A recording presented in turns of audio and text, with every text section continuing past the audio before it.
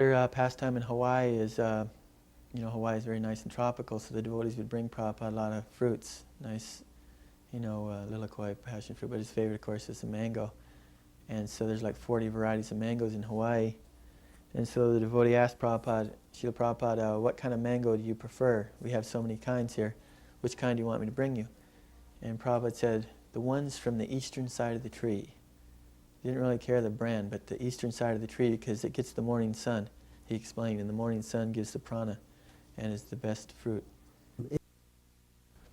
Every day, Upendra and sometimes Bhakti True would cook Prabhupada's lunch, and they'd toil away in the kitchen for like 3 hours, making everything so nice. And then Upendra would bring the plate to Prabhupada, and Prabhupada would just wave it off, distribute. Sometimes I would distribute the plate.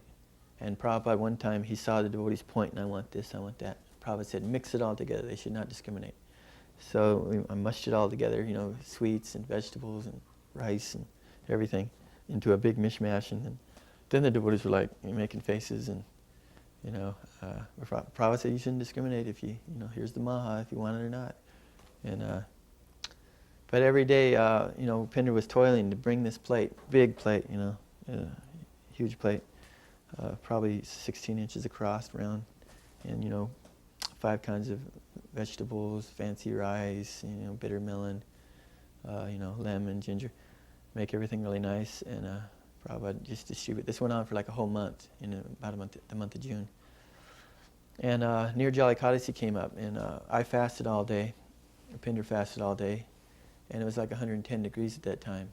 So the next morning I was just so weak. Even that day during the evening I was just about ready to, my knees were going to buckle. I felt like, how can I continue this? But somehow or another I did it. And so the next day when Upendra brought Prabhupada's plate and Prabhupada waved it off, Upendra just couldn't believe it. He said, Prabhupada, how is it? We're young boys, and if we fast for one day, we can hardly move.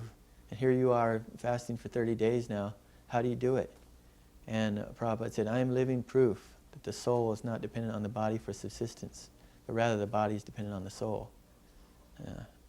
And so it's like,